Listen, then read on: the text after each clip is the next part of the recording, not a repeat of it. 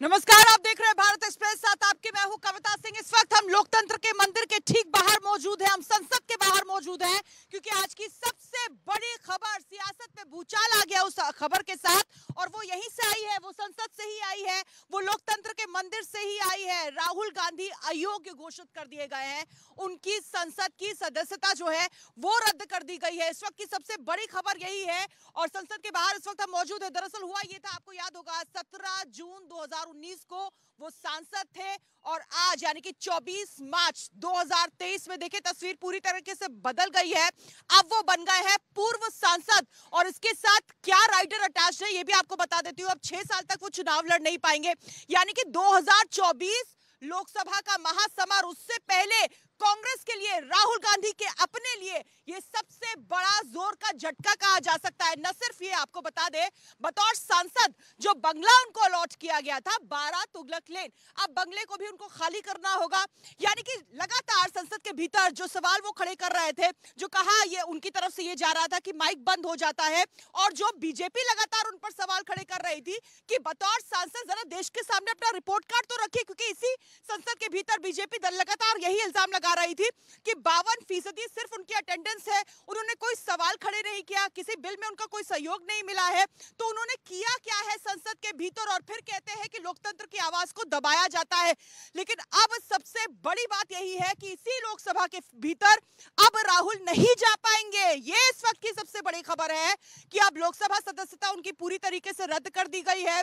और आपको याद होगा आज कार्यवाही भी, क्योंकि इतना कोलाहल भीतर मौजूद था, इसलिए लोकसभा की कार्यवाही जो है वो स्थगित कर दी गई है। अब 27 मार्च 11 बजे एक बार फिर से यहां पर सांसद इकट्ठा होंगे। लेकिन उससे पहले आज क्या हुआ था ये भी जल्दी से आपको याद दिला दूं।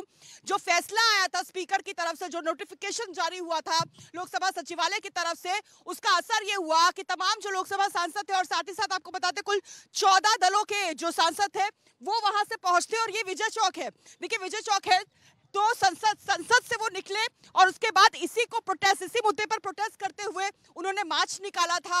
और फिर हमने देखा किस तरीके से कांग्रेस जो है वो अब डरो मत के नारे के साथ सामने आई है। राहुल गांधी की तस्वीरें भी हमने देखी मल्लिकार्जुन खड़गे के साथ, और साथ ही साथ उनकी माताजी सोनिया गांधी भी उन तस्वीरों में मौजूद थे। वो तस्वीरें भी दिखाएंगे, किस तरीके से उन्होंने कटाक्ष किया है वो भी आपको दिखाएंगे। लेकिन सबसे पहले आपको दिखाते हैं राजनीति में भूचाल लाने वाली ये रिपोर्ट।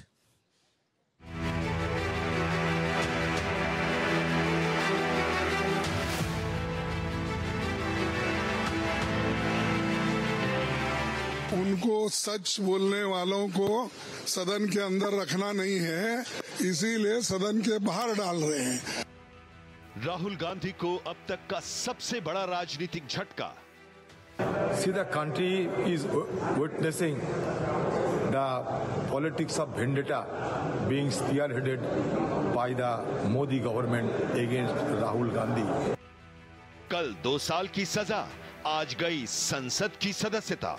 राहुल गांधी जी की सदस्यता रद्द करना, ये लोकतंत्र की व्यवस्था को खत्म करने की व्यवस्था बीजेपी बना रही है, इसमें आप कोई दो मत नहीं है। 6 साल तक चुनाव नहीं लड़ पाएंगे राहुल गांधी, और कोर्ट के फैसले को स्वीकार करने के लिए तैयार नहीं है। अगर चुनाव हार जाएंगे तो ईवीएम खराब हो गई, अगर मनोनुकूल निर्णय नहीं आया तो न्यायपालिका जो वो प्रभावित है। अब क्या माफी मांगेंगे राहुल? संसद से ही हो गए बाहर। जो जैसा करता है उसको वैसा परिणाम भोगना पड़ता है। राहुल गांधी ने जो किया उसका परिणाम भोगता है। संसद की सदस्यता तो गई, सरकारी बंगला भी करना होगा खाली। हायर कोर्ट पे अप्रोच करने का समय है, उससे पहले ही आपने डिस्क्वालिफिकेशन कर दिया, ये बहुत ही शर्मनाक। राहुल पर भारी पड़ी अहंकार वाली राजनीति। कांग्रेस जैसी राष्ट्रीय पार्टी को छोटे समाजों को अपमान करके और अपने अहंकार में आकर के अगर वो माफी भी नहीं मांगते, तो क्या इस अहंकार को ही वो अभिव्यक्ति की आजादी कहते हैं? राहुल के बेलगाम बोल पर अब लग गई लगाम। नरेंद्र मोदी जी राहुल गांधी से कितने डरे हुए हैं, इस कार्रवाई से साफ हो रहा है। राहुल की सदस्यता गई, कांग्रेस में मचा कोहराम। ये प्रतिशोध की राजनीति, धमकी की राजनीति, उत्पीड़न की राजनीति का एक नतीजा है, एक मिसाल है। राहुल गांधी के राजनीतिक करियर को लगा बड़ा ब्रेक। लेकिन सदन के बाहर भी हम बोलेंगे, सदन के अंदर भी बोलेंगे, और कहीं भी अगर ये जो पब्लिक मीटिंग होते हैं उसमें भी हम बोलते रहेंगे। 2024 की लड़ाई में उतरने से पहले ही डूब गई कांग्रेस की नैया। इतना बड़ा फ्रॉड, इतना बड़ा प्रधानमंत्री जी के निर्देशन में जो कुछ हुआ है उसकी जांच होना चाहिए। कितनों को जेल भेजोगे, हम सब जाने तैयार हैं। बिन राहुल कांग्रेस कैसे जीतेगी 2024 की जंग?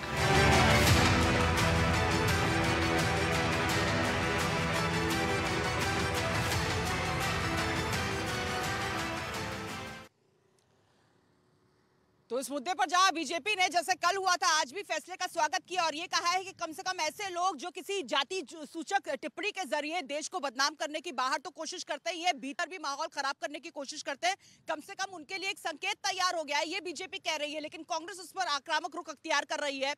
अब वो ये कह रही है कि सड़क से संसद तक इस नाम से प्रदर्शन का दौर शुरू हो जाएगा। और किस तरह की तैयारी है, शाम 5 बजे इसी को लेकर मीटिंग हुई थी और मीटिंग के अलावा आपको बता दें कांग्रेस हेडक्वार्टर्स बहुत अहम हो जाता है।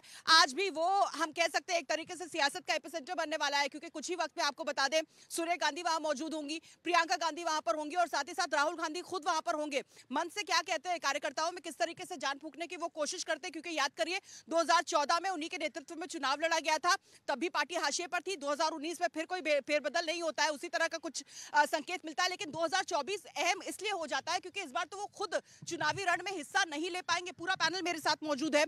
आपको इस बीच बता दूं, बड़ी खबर ये भी आ रही है कि ममता बनर्जी जो जेपीसी के मुद्दे पर कम से कम कांग्रेस के साथ यहां पर नजर नहीं आई थी, उन्होंने ये कहा था कि बंगाल में साठगांठ है कांग्रेस और बीजेपी की और ईडी का इस्तेमाल हमारे खिलाफ होता है, कांग्रेस चुप होती है तो हम जेपीसी में उसके साथ नजर नहीं आ रहे हैं और ना आएंगे। गैर कांग्रेसी विकल्प की बात हो रही थी दीदी की तरफ से, लेकिन बड़ी राहत की बात हम कह सकते हैं राहुल गांधी के लिए ये है कि ममता बनर्जी राहुल गांधी के पक्ष में बोलती हुई आज नजर आई। आज उन्होंने मंच का इस्तेमाल करते हुए ये कहा कि देखिए बड़े बड़े दाग होते हैं लोगों के ऊपर, लेकिन उसके बाद भी उनको मोदी के कैबिनेट में जगह मिल जाती है। लेकिन यहां तो एक चुनावी भाषण का सवाल था और राहुल गांधी को अयोग्य घोषित कर दिया। ये लोकतंत्र के लिए बहुत बड़ा खतरा है, ये दीदी की तरफ से कहा गया है। तो क्या हम ये माने कि राहुल के बहाने अब विपक्षी एकता कम से कम जो अब तक नजर नहीं आ रही थी वो 2024 के से पहले देखने को मिल सकती है? पूरा पैनल मेरे साथ मौजूद है। जल्दी से आपको बता दूं कौन कौन हमारे साथ इस वक्त जुड़े हुए हैं। खेमचंद शर्मा प्रवक्ता बीजेपी हमारे साथ है, साथ ही साथ शिवरांश राय नेता कांग्रेस हमारे साथ हैं, प्रशांत त्यागी कांग्रेस दफ्तर से हमारे साथ होंगे और साथ ही साथ रमेश सिंह बीजेपी दफ्तर से हमारे साथ मौजूद है। जल्दी से रुक करूंगी, शिवरांश राय नेता कांग्रेस हमारे साथ है। शिवरांश जी, पहली प्रतिक्रिया आपकी, क्योंकि राहुल गांधी जिनके चेहरे पर एक बार फिर से चुनाव लड़ने की तैयारी थी, फिलहाल वो संसद के बाहर हम मौजूद है, भीतर वो दाखिल हो नहीं सकते, अयोग्य घोषित कर दिया गया है।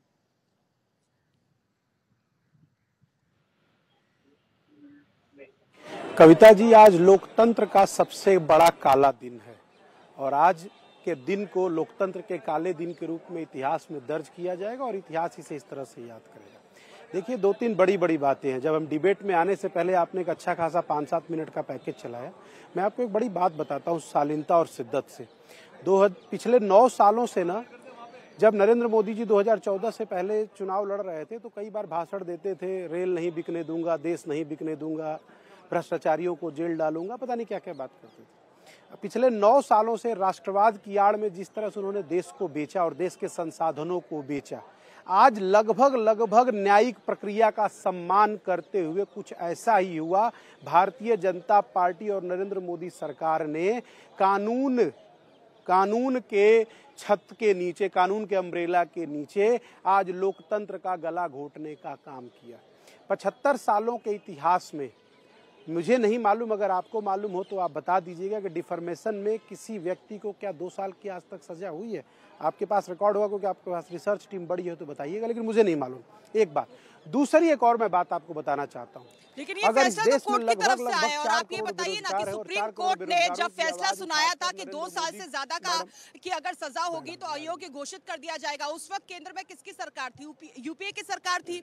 और उसको चैलेंज करने के लिए जब मनमोहन सिंह अध्यादेश लेकर आए थे तो फाड़ा किसने था? राहुल गांधी ने फाड़ा था। इसमें बीजेपी की भूमिका क्या रही थी, आप बताइए।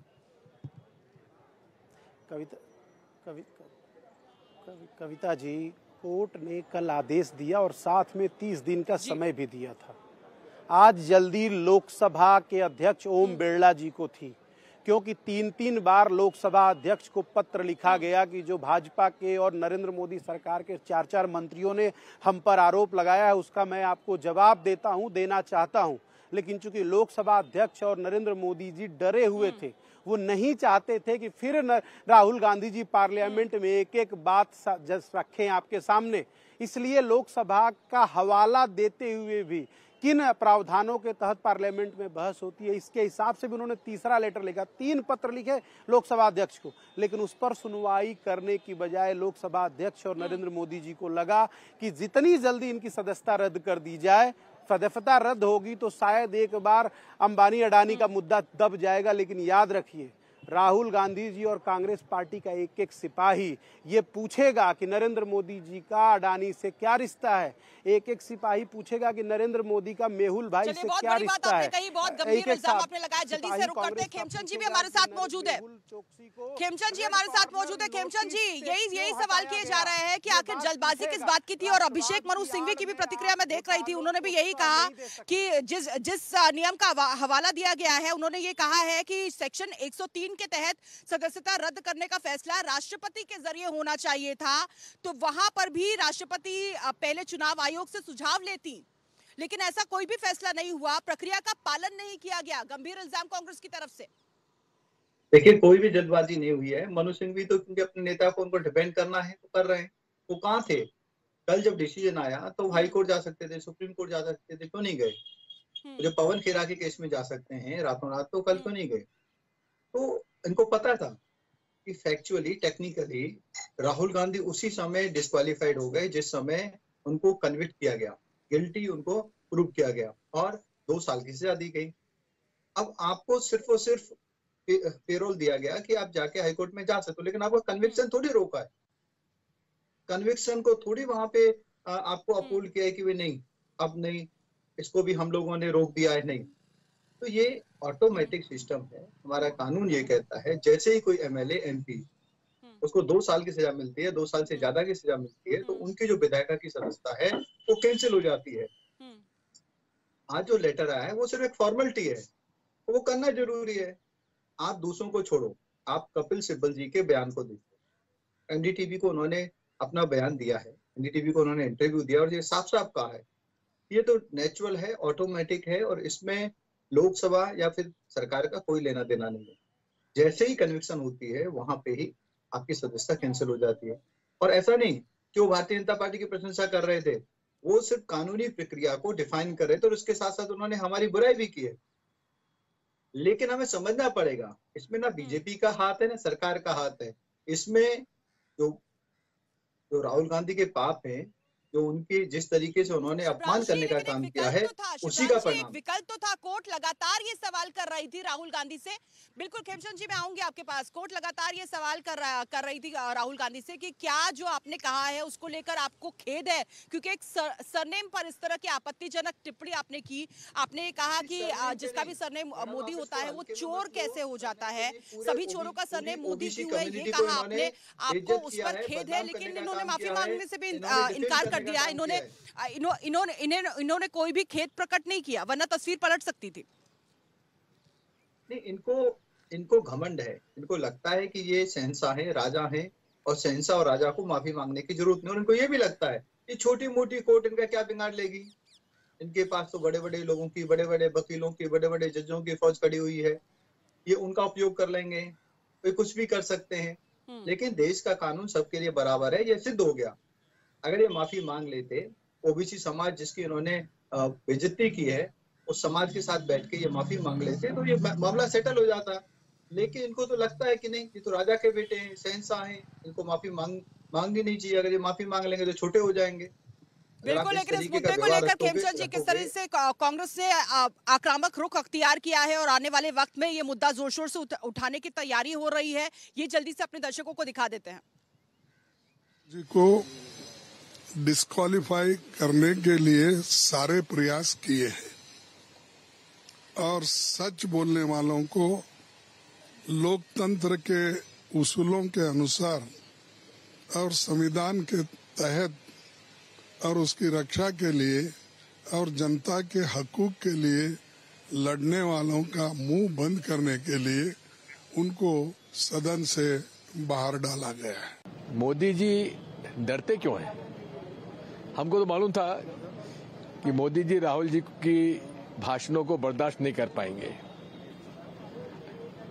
अगर उनका मन साफ होता, अगर हिंडनबर्ग रिपोर्ट में और मोदी और अडानी जी के कोई घपले नहीं होते, तो क्या कोई प्रधानमंत्री अपने इस बात से कभी चर्चा करने से हटता?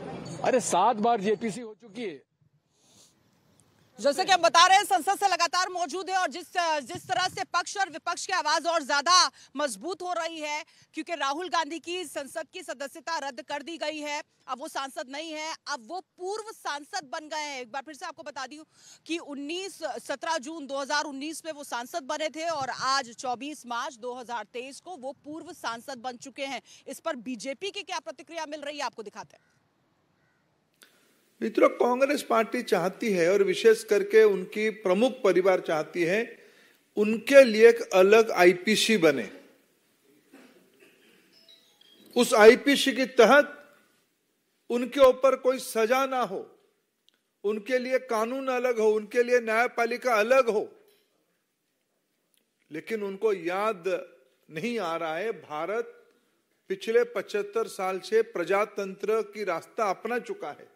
हम आजादी का अमृत महोत्सव मना रहे हैं। प्रजातंत्र की इस इंस्टीट्यूशन में कानून सभी के लिए एक प्रकार होते हैं। वो सदा अपने आप को संसद से ऊपर, सदन से ऊपर, सरकारों से ऊपर, देश से ऊपर और न्याय व्यवस्था से ऊपर समझते हैं। और इस सेंस ऑफ एंटाइटलमेंट की जो बात कही, ये अपने आप में उन पर लागू होती है। अब एक बात पहले आई कि क्या 2 साल की सजा। देखिए मित्रों, 2018 में, मैं आपको 2018 में इसलिए लेके जा रहा हूं कि एसएलपी जब सुप्रीम कोर्ट में आई तो 2018 में उनसे रिटर्न माफी मांगी गई, लिखित रूप में माफी। और कोर्ट ने कहा भविष्य में सचेत रहना, ऐसी गलती मत करना। तो सूरत के कोर्ट ने तो याद करवाया कि 2018 में भी तुम्हें कहा था भाई, सुधार नहीं हुआ, उसके बाद बार बार आपने गलतियां की हैं। और एक सांसद जब ये गलती कर रहा है तो कुछ ना कुछ दंड ऐसा देना चाहिए कि अब भविष्य में ना हो। कर्म प्रधान विश्व करी राखा, जो जस कीन सो तस फल चाखा। जो जैसा करता है उसको वैसा परिणाम भोगना पड़ता है। राहुल गांधी ने जो किया उसका परिणाम भोगता। कहा यही जा रहा है कि स्वस्थ लोकतंत्र के लिए संसद के भीतर से ये बहुत सशक्त संदेश हो सकता है, क्योंकि कई दफा हमने देखा है चुनावी रैलियों में या फिर मंच से ऐसा होता है कि तमाम जो बड़े नेता होते हैं, जिन पर बड़ी जिम्मेदारी होती है, जिनको हम जब संसद में चुनकर भेजते हैं तो वो बन जाते हैं हमारे लिए माननीय, लेकिन ऐसी भाषा का इस्तेमाल करते हैं और ऐसे भाषाई मर्यादाओं को तार तार करते हैं कि पूरा लोकतंत्र शर्मसार हो जाता है। इसीलिए यही प्रतिक्रिया मिल रही है कि अगर इस तरह के सख्त संदेश जाते हैं तो आने वाले वक्त में जो बयान बहादुर है, बात बहादुर है, कम से कम बोलने से पहले 2 बार सोचेंगे कि इस बात का असर क्या कहां तक हो सकता है और आने वाले वक्त में उन्हें कीमत भी चुकानी पड़ सकती है अपने बड़बोलेपन की। लेकिन कुछ तस्वीरें आपके लिए देखनी बहुत जरूरी हो जाती है। ये उस वक्त की तस्वीरें हैं जब राहुल गांधी जो है वो मल्लिकार्जुन खड़गे और सोनिया गांधी के साथ, दरअसल वो चेयर से नीचे उतर रहे थे, सीढ़ियों से नीचे उतर रहे थे और उस वक्त उन्होंने कटाक्ष करते हुए कहा कि देखिए मैं इन्हें नीचे उतारने की कोशिश कर रहा हूं, लेकिन अब इसे इस तरीके से प्रोजेक्ट किया जाएगा कि मैं हाथ साफ कर रहा हूं इनके ऊपर, नाक में हाथ डाला हुआ है और उसको साफ कर रहा हूं इनके ऊपर। यानी कि कहीं ना कहीं ये संकेत देने की कोशिश की गई कि वो बोलते कुछ और है और बात कुछ और बन जाती है। देखिए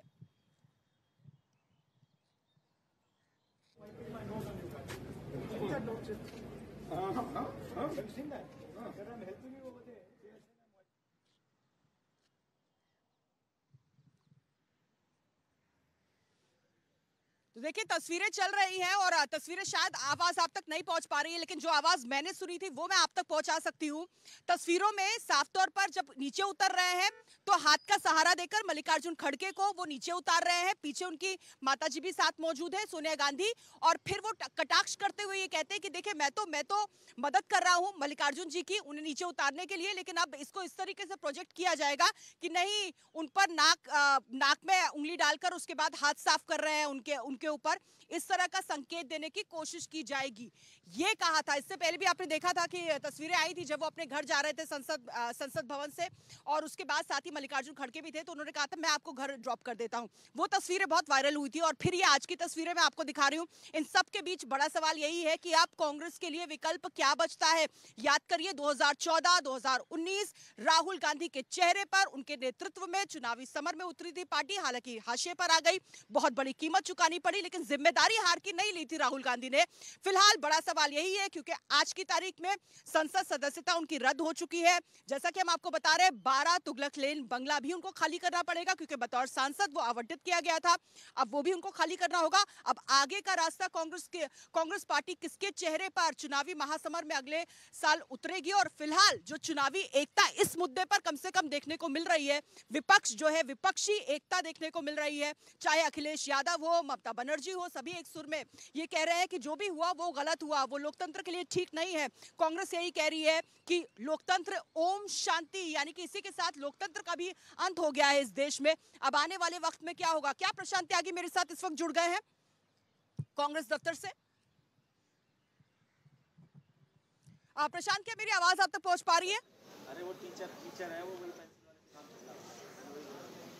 पीसीआर में अगर कोई है जी, तो क्या कविता जी प्रशांत तक मेरी आवाज पहुंच पा रही है?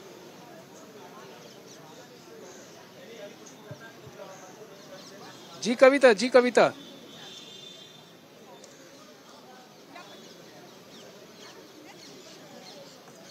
जी कविता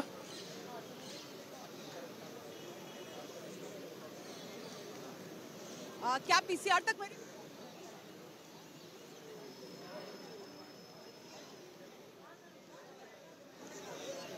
जी कविता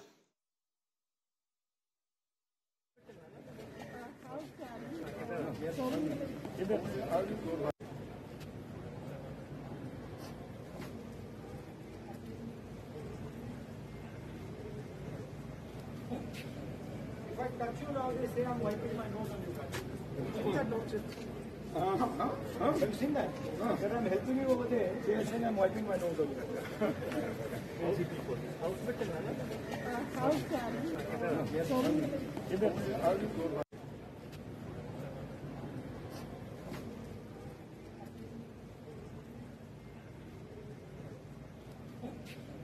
If I touch you now, they say I'm wiping my nose on you guys. Have you seen that? That I'm helping you over there, they are saying I'm wiping my nose on you. Crazy people. प्रशांत त्यागी इस वक्त कांग्रेस दफ्तर से हमारे साथ मौजूद है। प्रशांत, इस वक्त किस तरह की तस्वीरें, क्योंकि हमने देखा था जबरदस्त आक्रोश से भरे कार्यकर्ता बाकायदा पैम्फलेट्स के साथ और पोस्टर्स के साथ वहां पर पहुंचे थे, और यहां पर भी हमने देखा था, फिलहाल मैं विजय चौक पर मौजूद हूं, संसद के ठीक सामने मैं खड़ी हूं, और यहां पर भी हमने कांग्रेस का और तमाम विपक्षी एकता का आक्रोश देखा था, विपक्षी दलों का वो पोस्टर्स के साथ यहाँ पर उन्होंने मार्च निकाला था। वहां पर फिलहाल क्या तस्वीर, क्या सूरत हाल?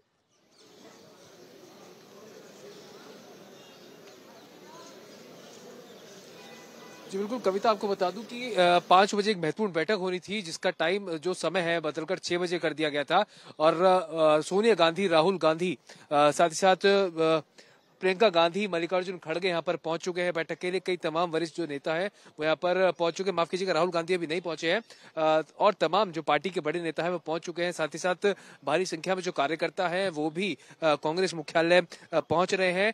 बाहर की अगर बात करें तो कांग्रेस मुख्यालय के बाहर 2 लेयर की बैरिकेडिंग यहाँ पर की हुई है दिल्ली पुलिस ने, कि जिससे जो कांग्रेस के कार्यकर्ता है वो किसी तरह से कोई विरोध प्रदर्शन यहाँ पर ना करें, जो कि राहुल गांधी की सदस्यता रद्द हुई है उसको लेकर। काफी भारी संख्या में जो कार्यकर्ता है वो कांग्रेस ऑफिस में यहाँ पर मौजूद है। 6 बजे से एक जो बैठक है कविता वो यहाँ पर शुरू होनी है, जिसमें महत्वपूर्ण जो फैसले हैं वो लिए जा सकते हैं। अब राहुल गांधी की जो सदस्यता रद्द हुई है उसको लेकर आगे की रणनीति शुरू हो रही थी। अब 6:23 हो गए हैं। जाहिर तौर पर बैठक अब किसी भी वक्त शुरू हो सकती है। इंतजार राहुल गांधी का हो रहा है, लेकिन कौन सी बड़ी बातें निकलकर सामने आएंगी और किस तरीके से अब कहा यही जा रहा, अंदर खाने जो सूत्र हमको जानकारी दे रहे हैं, जो अहम जानकारी भारत एक्सप्रेस के हाथ लगी है वो यही है कि कांग्रेस फिलहाल जो भी है इस अवसर को, इस आपदा को भुनाने की कोशिश करेगी। अब राहुल गांधी को एक तरह से शहीद दिखाने की कोशिश करेगी, विक्टिम कार्ड खेलने की कोशिश करेगी और इसी बहाने इसी मुद्दे को भुनाकर वो लोकसभा चुनाव में दमखम के साथ उतरने की तैयारी कर रही है और उसमें उसे चाहिए विपक्ष का पूरा सहयोग।